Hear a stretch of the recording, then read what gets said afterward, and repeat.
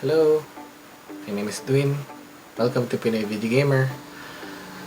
Bumili ako ng controller. Bumili ako sa iTech. Full disclaimer.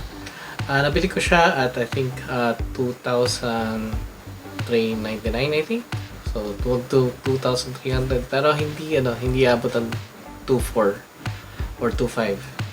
So, bumili ako ng 8Bitdo SN30 Pro Plus Bluetooth gamepad.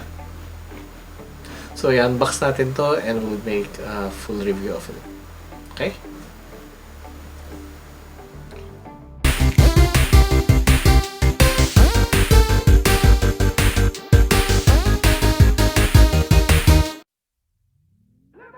May katagalan na since last time bumili ako ng game controller. It's really been like, I think, mga a decade na siguro. Hindi naman ako tumigil sa paglalaro ng games, pero I just didn't have any reason to buy any new one kasi gumagamit pa ako dati ng yung Logitech controller ko. Pero as of recent, I've been looking forward to get a new one, so I got this 8Bitdo controller. This model is the SN30 Pro Plus. The main reason I got a new controller is because iiwasan ko yung Joy-Con drift issue.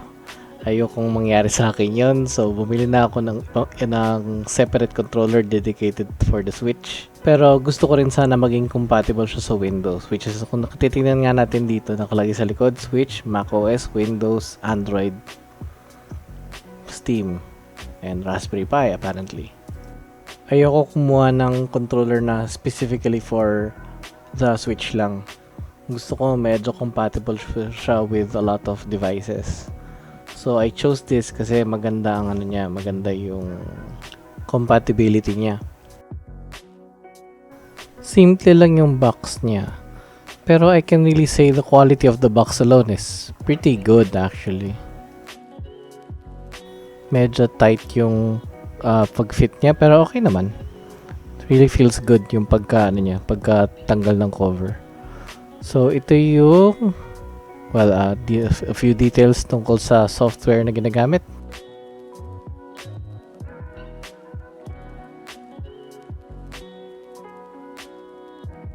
Mukhang meron siyang may hard plastic on top which I can easily remove. From this point of view, it looks like the PlayStation controller. And here's the controller. May plastic dun sa buttons.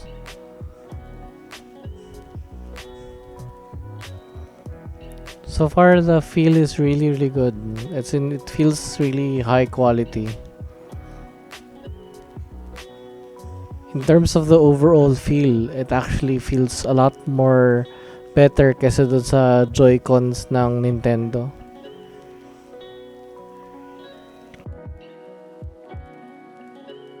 So that's the USB-C port at yung sync button.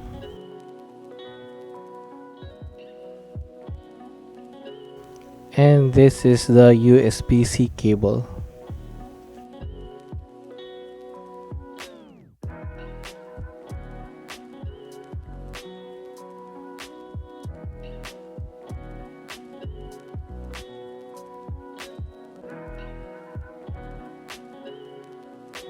And here's the manual.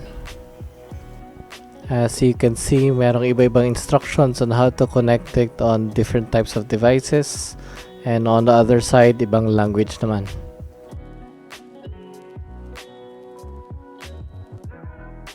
So, in terms of looks, as I mentioned earlier, mukha talaga siyang PlayStation controller. Medyo nakakapanibago lang to with the controls kasi ang layout ng left thumbstick is very different kasi katulad ng sa pictures na nandito, yung sa Switch nasa taas yung left thumbstick habang sa 8Bitdo nasa baba. It might affect some players pero in general naman it's okay. Actually, I'm comfortable with adjusting so it's not much of a problem for me. This one is comparing my old Logitech controller against the new 8Bitdo controller. Yung plus and minus button sa palitan into start and select. Tapos yung home and capture, ginawang star and heart. Ang napansin ko dito sa pinili kong model, hindi ko makita yung mga labels. If I knew na ganun kahirap pala siya makita, sana pinili ko na lang yung gray version. Pero memoryado ko naman yung mga controls. Pero if I had some problems reading stuff, siguro mahirap gamitin tong model na to. Kasi black din yung labels ng mga buttons, tapos black din yung controller. Hindi mo talaga makita. Yung L2 and R2 buttons, these are parang triggers. Siya, may parang pressure sensitivity. Although sa Switch games it's technically useless kasi walang pressure sensitivity ang mga buttons na yun. Pero it will work with Windows games naman. Mapapansin dito may compartment ang likod ng controller. May compartment siya for the battery. So, ang battery na ginagamit niya, meron siyang sariling battery na rechargeable. Pero ang interesting dito, pwede mo siya tanggalin at palitan ng regular AA batteries. Dalawa lang kailangan. So, just in case maubusan ka, pwede mo siyang palitan ng ganun-ganun lang.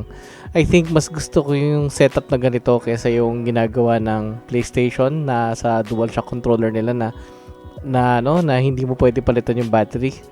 Dito, kahit paano pwede mo palitan. I think similar to sa ginagawa ng Xbox na you can use regular batteries lang. Pero from what I hear, yung battery niya maganda talaga. I think it can reach 20 hours battery life. It's a lot better kaysa doon sa Joy-Cons.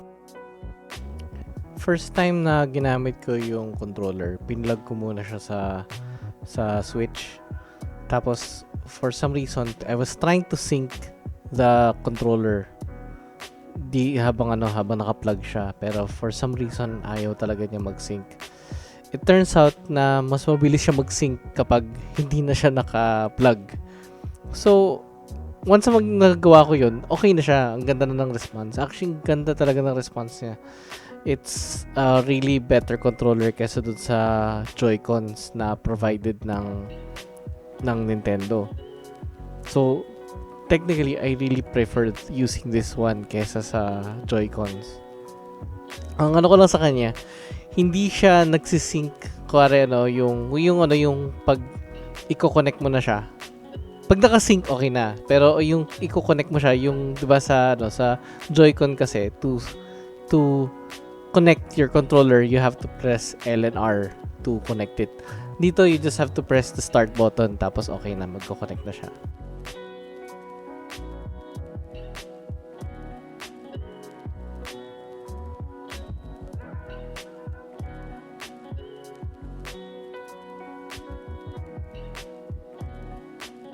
Sa PC naman, ganun din.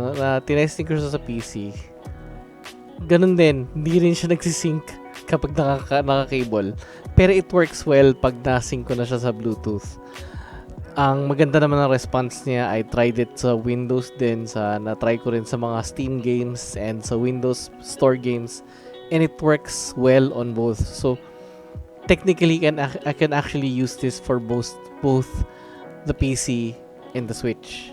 Ang problem ko lang sa kanya, ang hirap mag-sync on yung palipat-lipat ka. Lilipat ka ng Switch, tapos lilipat ka ng PC. Minsan-minsan struggle mag-connect yung pag-sync mo. Kasi nakasync na siya on one system, tapos isi-sync mo on another system. So, ang suggestion ko rito, once you have it connected on one system, wag ka nang palipat-lipat. Kasi para hindi ka na mahirapan later on. Pero technically, you can do that. Wala namang problems. It's just medyo siguro konting sakit sa ulo lang kung gagawin mo nga yung process na yun.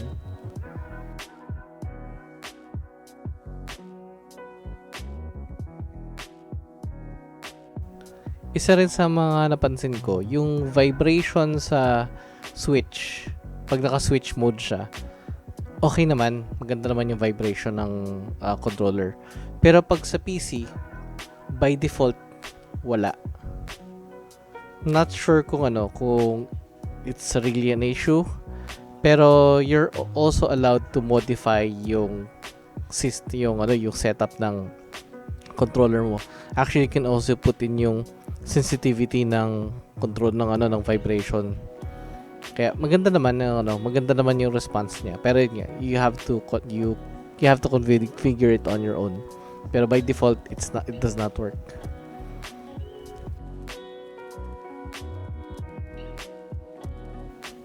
Overall, happy ako sa 8Bitdo SN30 Pro Plus. The fact na maganda ang response niya than the original Joy-Con is already a major factor.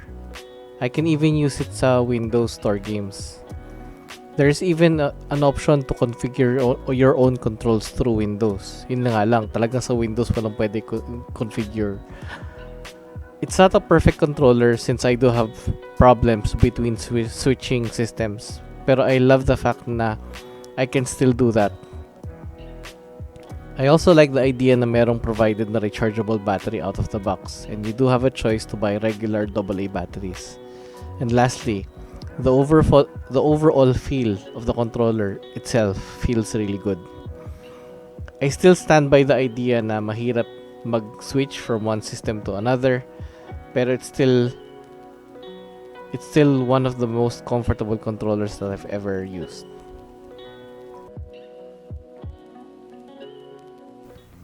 Thank you for taking your time to watch my unboxing and review.